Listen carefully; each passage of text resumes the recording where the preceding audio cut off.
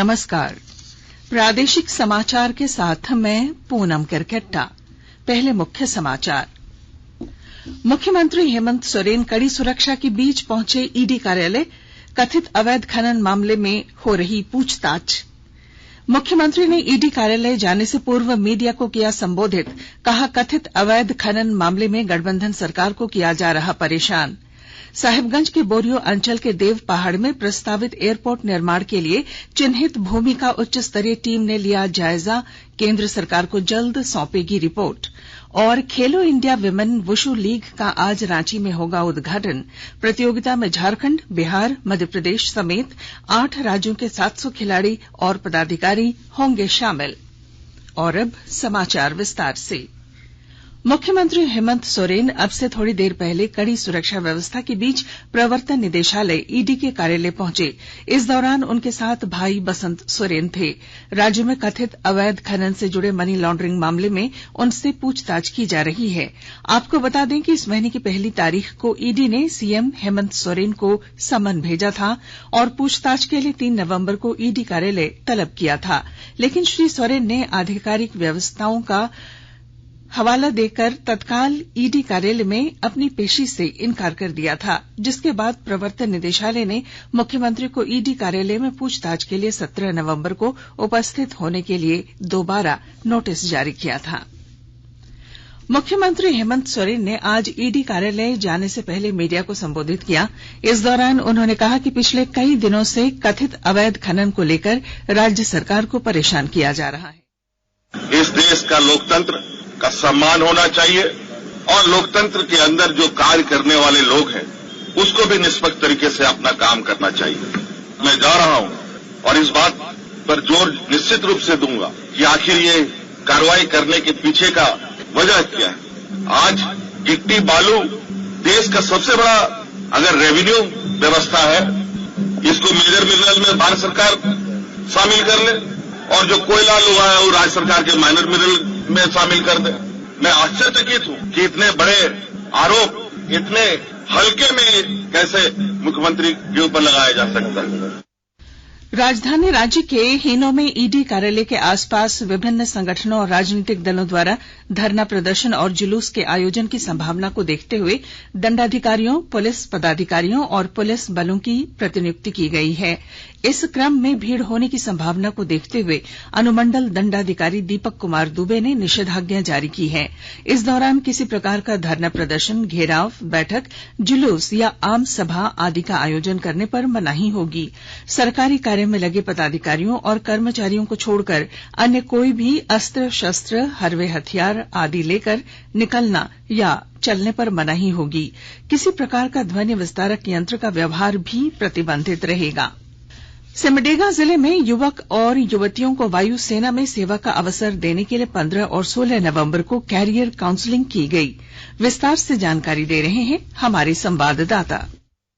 सिमडेगा जिले में युवक युवतियों को वायु सेना में सेवा का अवसर दिया जा रहा है। इसके लिए 15 और 16 नवंबर को कैरियर काउंसलिंग की गई।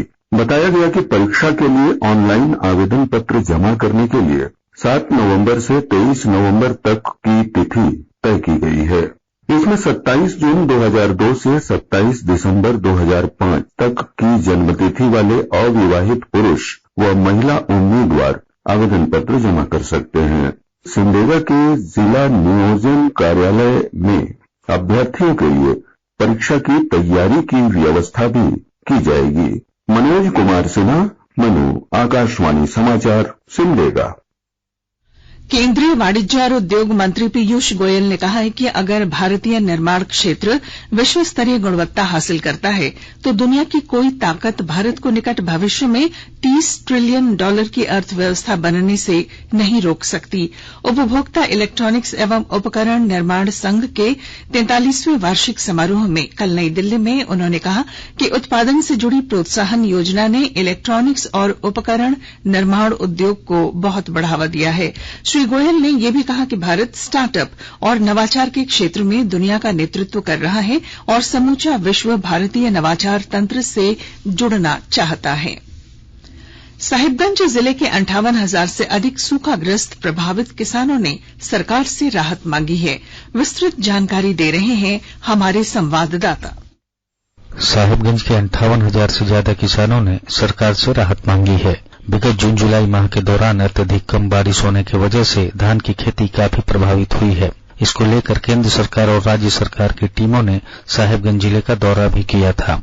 झारखंड सरकार ने राज्य के सूखाग्रस्त सभी जिलों के किसानों से फसल राहत योजना के अंतर्गत आवेदन मांगा था, जिसके आलोक में साहिबगंज जिले के 81,814 किसानों ने पंजीयन कराया था। साहिबगंज प्रखंड में ही 5,000 से ज्यादा किसानों ने आवेदन किया था, जिसमें से 3,286 आवेदन ही फाइनल हुआ है। साहिबगंज के अपर समहर्ता विनय कुमार मिश्रा ने बताया कि सरकार ने राज्य फसल राहत योजना शुरू की है। आनंद कुमार ओझा, आकाशवाणी समाचार, साहिबगंज। आकाशवाणी के ताजा तरीन समाचारों के लिए आप हमारी वेबसाइट newsonair.com पर लॉग ऑन कर सकते हैं। ताजा समाचार Twitter handle @AIR news alerts और Facebook page All India Radio news पर भी उपलब्ध हैं। आप प्रादेशिक समाचार एकांश के ट्विटर हैंडल @AIR न्यूज_रांची और फेसबुक, इंस्टाग्राम पेज तथा YouTube channel AIR news Ranchi पर भी हमारे बुलेटिन सुन सकते हैं। प्रादेशिक समाचार आप आकाशवाणी रांची से सुन रहे हैं। साहिबगंज के बोरियो अंचल के देव पहाड़ में प्रस्तावित एयरपोर्ट निर्माण के लिए भूमि का जायजा लेने के लिए कल एक उच्च स्तरीय टीम पहुंची और उपायुक्त रामनिवास यादव के साथ देव पहाड़ का निरीक्षण किया। इसमें भारतीय विमानपत्तन प्राधिकरण के पदाधिकारी, राज्य सरकार के नागर विमानन विभाग के निदेशक कैप्टन SK सिन्हा, मुख्यमंत्री के सलाहकार कैप्टन अजय श्रीवास्तव शामिल थे। रामगढ़ जिले के मांडू थाना अंतर्गत धवियाडीह क्षेत्र में कल छापे मारकर लगभग 900 किलोग्राम जावा महुआ और 25 लीटर अवैध चुलाई शराब जब्त की गई और नष्ट किया गया। सिमडेगा जिले के कोलेबिरा थाना क्षेत्र के नवाटोली में कल रात पावर ग्रिड निर्माण कार्य में लगी JCB और ट्रैक्टर को PLFI उग्रवादियों ने जला दिया। सरायकेला खरसावां जिले के आदित्यपुर थाना क्षेत्र के गम्हरिया बोलाडीह रोड स्थित HDFC बैंक के ATM मशीन काटकर मशीन में रखे नकद चुराकर चोर फरार हो गए। खेलो इंडिया विमेन विशु लीग आज से रांची में शुरू हो रहा है। वुशु लीग का उद्घाटन आज दोपहर 3 बजे होगा, जबकि समापन 20 नवंबर को होगा। मौके पर शिक्षा मंत्री जगन्नाथ महतो, राज्यसभा सांसद दीपक प्रकाश, रांची सांसद संजय सेठ मौजूद रहेंगे। आयोजन समिति की चेयरमैन डॉ कविता सिंह ने बताया कि प्रतियोगिता में मध्य प्रदेश, उत्तर प्रदेश, बिहार, राजस्थान, महाराष्ट्र, गुजरात, छत्तीसगढ़ और मेजबान झारखंड के लगभग 700 खिलाड़ी और पदाधिकारी भाग ले रहे हैं। टाटा स्टील 20 नवंबर को जमशेदपुर रन-अथॉन का आयोजन करेगी। इस दौड़ में कुल 5,37,000 की इनाम राशि है। JRD टाटा स्पोर्ट्स कॉम्प्लेक्स के मुख्य ग्राउंड से इसकी शुरुआत होगी। टाटा स्टील के वाइस प्रेसिडेंट चाणक्य चौधरी ने बताया है कि दौड़ में 4,000 से अधिक एथलीट भाग लेंगे। इसमें पहली बार 2 किलोमीटर दौड़ को भी शामिल किया गया है। इसमें 16 वर्ष से कम आयु के बच्चे हिस्सा लेंगे। हजारीबाग में नमो फुटबॉल टूर्नामेंट 2022 सदर विधानसभा क्षेत्र के सभी 4 प्रखंडों में संपन्न होने के बाद अब इचाक प्रखंड में भी आयोजित किया जा रहा है। यह टूर्नामेंट सदर विधायक मनीष जायसवाल के सौजन्य से इचाक स्थित छावनी अखाड़ा स्टेडियम में आयोजित होगा। क्रिकेट भारत और न्यूजीलैंड के बीच 3 T20 क्रिकेट मैचों की श्रृंखला का पहला मुकाबला कल वेलिंगटन में होगा। यह मैच भारतीय समय के अनुसार दिन के 12 बजे शुरू होगा। हार्दिक पांड्या को टीम का कप्तान बनाया गया है। दूसरा मैच 20 नवंबर को और तीसरा T20 मैच 22 नवंबर को खेला जाएगा। इसके बाद 3 एकदिवसीय अंतर्राष्ट्रीय क्रिकेट मैचों की श्रृंखला भी खेली जाएगी। और अब अंत में मुख्य समाचार। मुख्यमंत्री हेमंत सोरेन कड़ी सुरक्षा के बीच पहुंचे ईडी कार्यालय। कथित अवैध खनन मामले में हो रही पूछताछ। मुख्यमंत्री ने ईडी कार्यालय जाने से पूर्व मीडिया को किया संबोधित। कहा, कथित अवैध खनन मामले में गठबंधन सरकार को किया जा रहा है परेशान।